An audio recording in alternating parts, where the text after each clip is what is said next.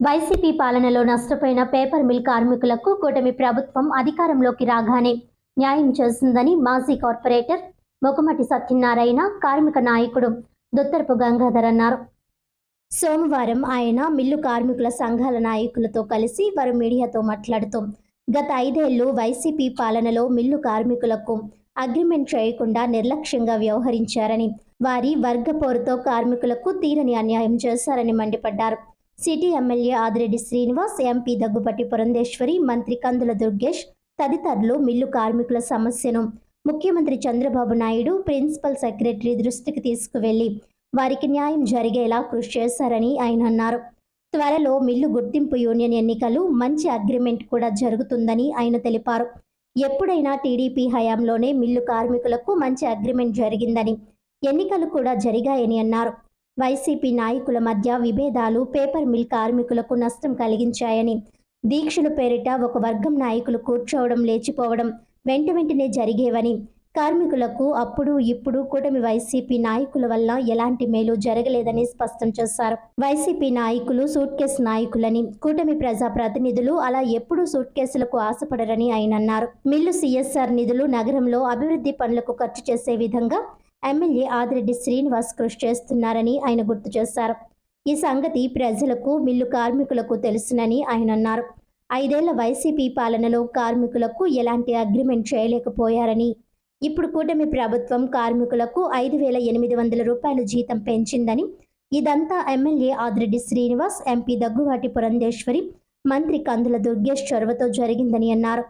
తాము ధర్నాలు, దీక్ష చేయడం వల్లే జరిగిందని వైసీపీ నాయకులు చెప్పుకోవడం హాస్యాస్పదమని, అలాగైతే వైసీపీ అధికారంలో ఉన్న 5 ఏళ్లు ఎందుకు చేయలేకపోయారని ఆయన ప్రశ్నించారు. వైసీపీ పాలనలో వర్గపోరులో నష్టపోయిన కార్మికులకు నాడు ప్రతిపక్ష నాయకులుగా ఉన్న ఆదిరెడ్డి శ్రీనివాస్, కందుల దుర్గేష్ తదితరులు తాము అధికారంలోకి రాగానే న్యాయం చేస్తామని హామీ ఇచ్చారని, అందుకు తగినట్లుగానే కార్మికులకు వేతనాలు పెంపు జరిగిందని, వైసీపీ నాయకుల వల్ల కాదని ఆయన అన్నారు. ఎస్కేఎస్ కార్మిక సంఘం నాయకుడు ప్రకాష్ మాట్లాడుతూ, కూటమి ప్రభుత్వం అధికారంలోకి రాగానే ఎమ్మెల్యే ఆదిరెడ్డి శ్రీనివాస్, ఎంపీ దగ్గుబాటి పురంధేశ్వరి, మంత్రి కందుల దుర్గేష్ వల్ల కార్మికులకు 5,800 జీతం పెరిగిందని, త్వరలో మంచి అగ్రిమెంట్ జరుగుతుందని అన్నారు. వైసీపీ నాయకులు చేసిందేమీ లేదని ఆయన స్పష్టం చేశారు.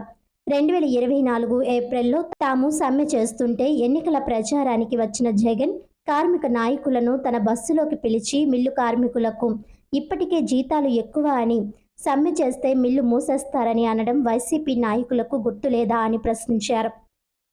వైసీపీ నాయకుల వల్ల ఏం ప్రయోజనం లేదని, ఎమ్మెల్యే ఆదిరెడ్డి వాసు, ఎంపీ పురంధేశ్వరి, మంత్రి కందుల దుర్గేష్ కృషి, ముఖ్యమంత్రి చంద్రబాబు నాయుడు వల్ల ఈ జీతాలు పెరిగాయని ఆయన తెలిపారు. వైసీపీ నాయకుల ధర్నాల వల్ల జరిగిందని చెప్పుకోవడం తగదని ప్రకాష్ హితవు పలికారు.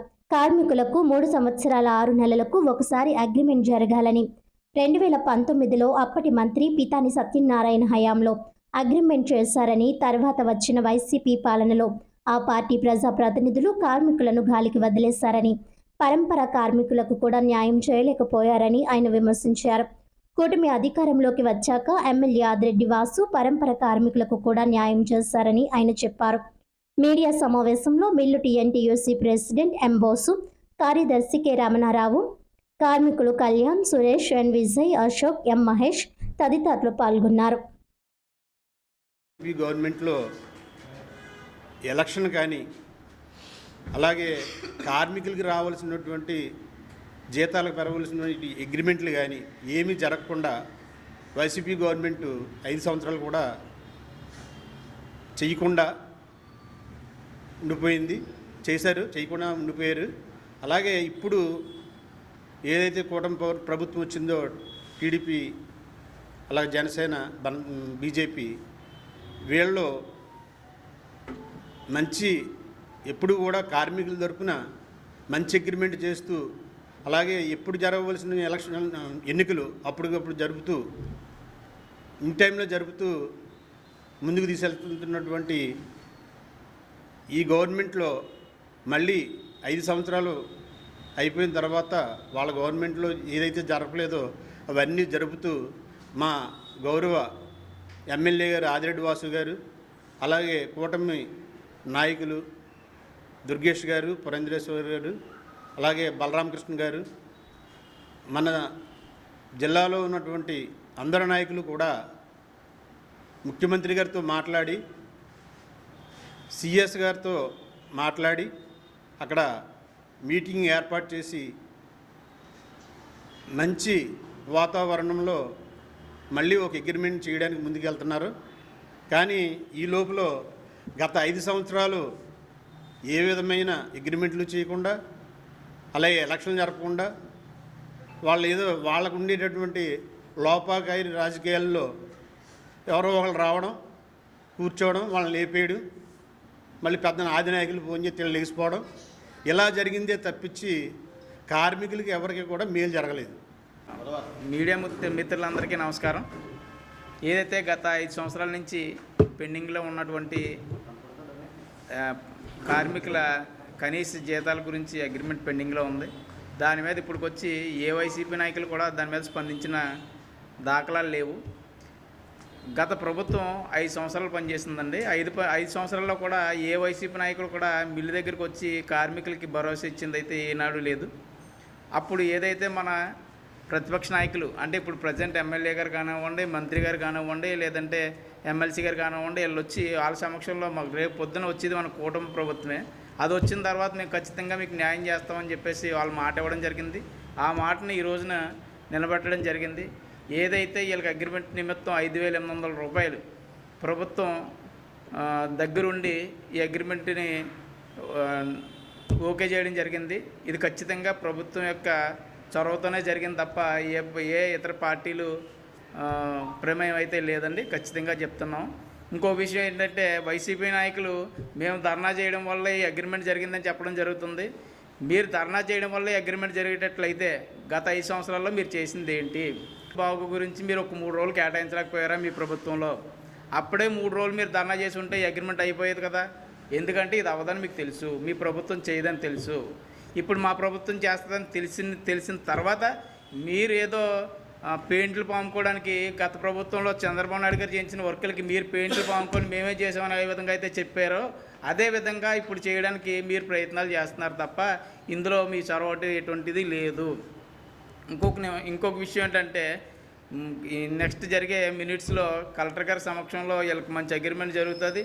ఏదైతే ఏరియాస్ ఉన్నాయో దాని మీద కూడా కలెక్టర్ గారు కానివ్వండి, మన ఎమ్మెల్యే గారు కానివ్వండి, మంత్రి గారు కానివ్వండి, వీళ్ళందరూ కూడా కూర్చొని డిస్కస్ చేసి వీళ్ళకి మంచిగా అగ్రిమెంట్ జరిగేటట్టుగా ముందుకు తీసుకెళ్ళడానికి ప్రయత్నాలు జరుగుతూ ఉన్నాయి. మీ వైసీపీ నాయకులు ఏదైతే పరంపర విషయంలో 6 కోట్ల చిల్లర పరంపర పేరు పెట్టి దోచేసినప్పుడు కూడా వాళ్ళందరూ రోడ్డు మీద పడిపోయినప్పుడు కూడా మీరు ఎటువంటి స్పందన తెలపలేదు. వాళ్ళు ఆత్మహత్యలు చేసుకోవడానికి కూడా సిద్ధపడ్డారు తప్ప మీరు వచ్చి వాళ్ళకి సానుభూతిగా కూడా వాళ్ళ పక్షాన్ని నిలబడింది లేదు ఏనాడు కూడా.